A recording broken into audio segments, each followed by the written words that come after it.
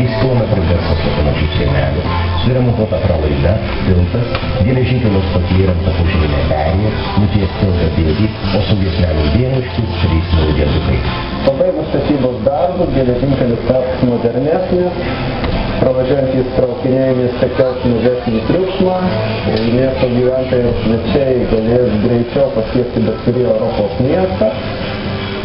Keleiviai saugiau pasieks peronus, kadangi stotyje bus įrengta pėsčiųjų požeminė perėja. Marijampolės valdžia neabejoja, kad mieste viena